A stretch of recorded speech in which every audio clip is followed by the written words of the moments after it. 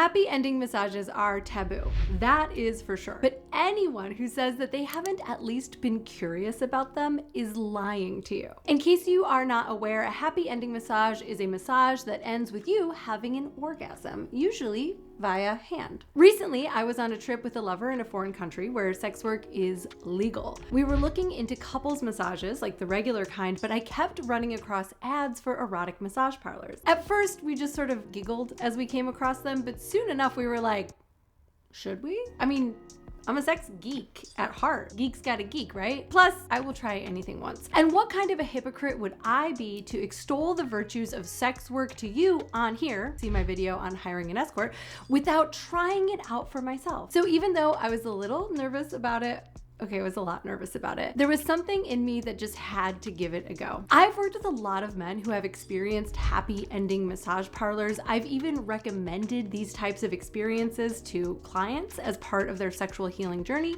but I never really thought about getting one myself. And at the end of this video, I'm gonna tell you exactly what happened during my erotic massage experience. Can't believe I just said all that on the internet. But first, I'm gonna tell you everything that you need to know about getting a happy ending massage, who they're for, how to get one, and the happy ending etiquette that you might not be aware of. I'm also gonna share some really important flags to look out for so that you don't end up in the wrong place. But before we do that, make sure to like this video, subscribe to my channel, and click the little bell to be notified whenever I release another video designed to help you be the best possible lover for yourself and others. Let's get into it. Who is a happy ending massage for? Well, the short answer is anyone and everyone who wants one, including women. What's most important, in my professional opinion, is that the only people who should be getting happy ending massages are people who know how to respect sex workers, which will include you after watching this video. The other thing to watch out for is your personal relationship to this kind of sex work. Only get a happy ending massage if you're going to leave it feeling better than when you came in. If you are someone who has feelings of shame and guilt to work through,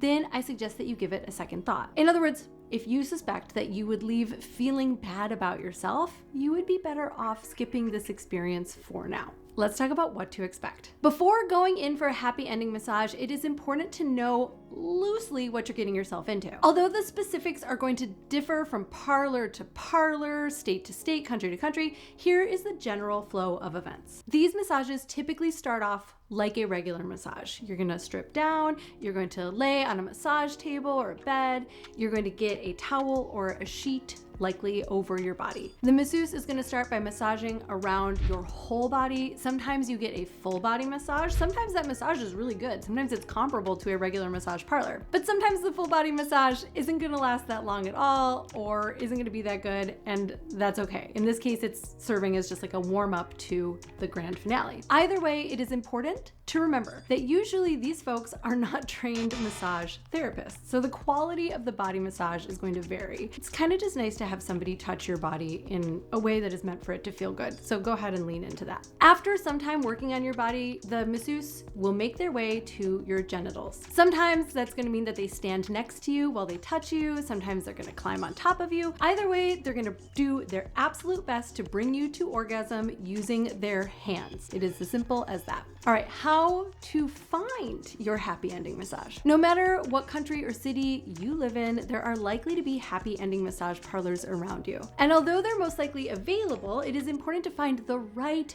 place before you go. Unfortunately, these types of parlors are not legal in most places. But if you go into a place where they are legal, to a city where sex work is legal, you're probably gonna see a lot of open advertising for reputable places and reviews. Whereas if you're in a city where they need to stay under the radar, chances are that the information is still available online. A quick Google search should lead you in the right directions. There are plenty of places online where men in particular share information about their experience experiences. I'm not going to list those in the video. They can change, they can vary geographically, but you should be able to find them with just a little bit of work. Before making a decision, I suggest you do as much research as you can in order to make sure that your experience is a positive one. Alternatively, if you're just like driving around town, you're familiar with it, these parlors are not really tough to spot even without a Google search. They look kind of like other massage parlors, but at the same time, they're pretty distinct. They often don't have a lot of windows. They're open during really late hours. They kind of just have a different vibe to them. Just remember to use discretion if you are approaching a place without vetting it. Remember, nobody wants to get in trouble with the law, and usually the business owners and employees at a place like this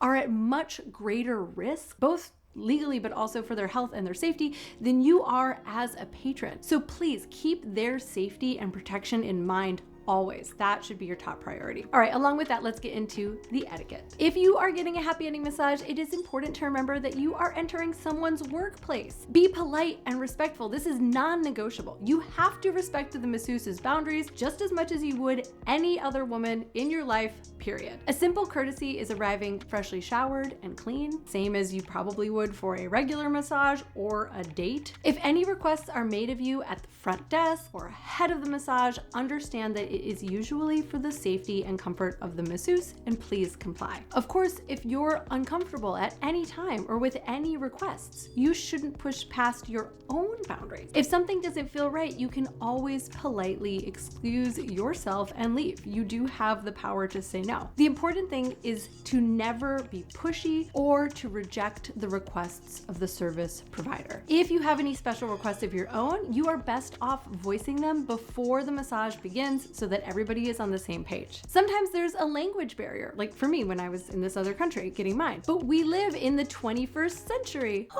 So download a translation app onto your phone so that you can make sure that everyone is on the same page. This is a place where specificity really matters. Once the massage begins, feel free to make simple requests that make the experience better for you, like more or less pressure, adjusting the tempo. Remember, this is a service that you were paying for. You don't have to be ashamed of what you need to get off as long as it's within everybody's boundaries. Also remember that this is a place where you can feel comfortable in the sense that there is no pressure to perform. There is nothing to prove. No one is judging you about penis size, how long you last, how hard you get. There's nothing to worry about, including anybody else's pleasure. Just focus on your own. Try to actually relax into that and enjoy it. In general, conduct yourself the same way that you would in any business that is designed to pamper you, aka respect, kindness, and joy. Things to look out for. Like I said before, these kinds of parlors are unfortunately illegal in many parts of the world, particularly in the United States, which makes it much easier for the folks who benefit from working in the shadows to do so. So if you're in a country where they are not legal, there are important red flags that you should be looking out for before deciding to engage with businesses like these. I'd like to note here that I am a huge supporter of decriminalizing sex work. This would make it so much easier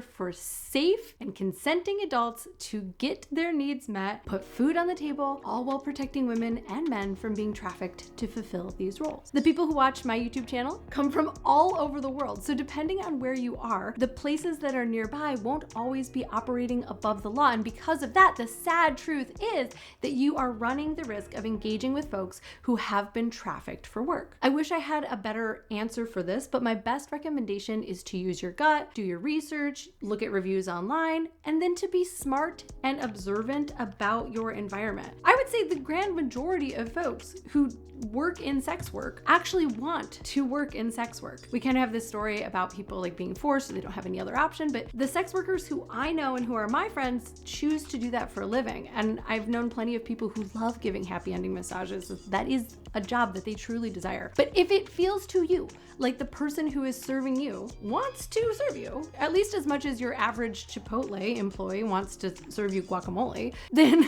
you're probably in a safe space with someone who is consenting. But there's never a way to be completely certain that everyone is there consensually. So always keep an eye on the demeanor of the women, the employees, how they're treated by the staff, whether they seem to be in danger or in an unhealthy working environment, and refuse to frequent those businesses. And that is pretty much all you need to know to have a good experience with a happy ending massage. Although I'm sure that if you have frequented these places, maybe leave a comment and let me know what's worked best for you in your individual situation and your experiences. All right, now let me tell you how my happy ending massage went. We did our research, and when we finally found a place that looked good, we reached out to the parlor and they actually sent us back pictures of women that we could choose from. This particular parlor in this city was set up inside of an apartment. It was specifically used for these massages. It was in a pretty safe part of town. When we arrived there,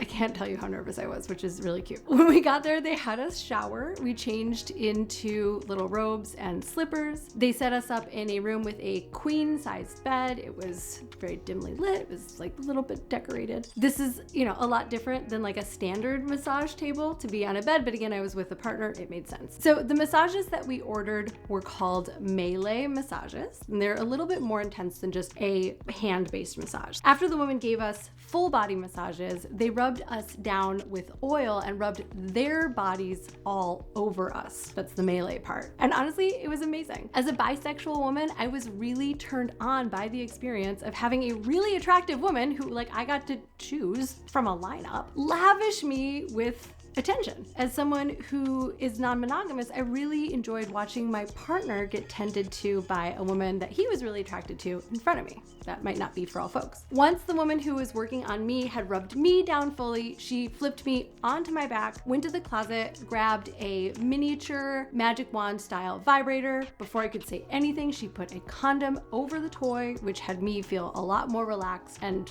trusted that I was in professional hands. Then she applied that toy to me, first on my inner thighs, kind of like creating some tease, then my vulva, and then directly to my clitoris. Well, she used her other hand to gently massage me and stroke my breasts and my stomach, and it actually felt sort of like nurturing. It was like really, really nice. I was super turned on. I orgasmed right away. After I did, I think she was a little relieved too.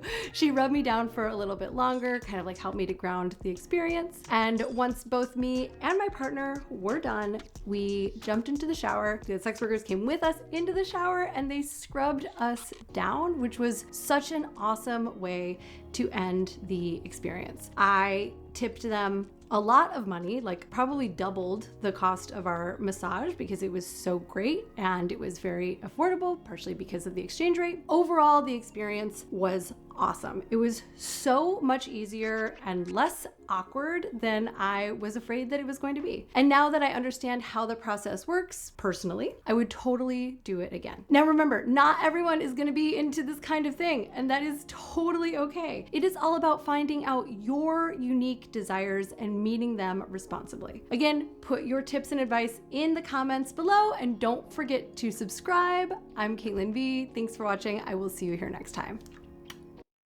Can't believe I just said all that on the internet. Yay! It's gonna live forever and ever. You're welcome.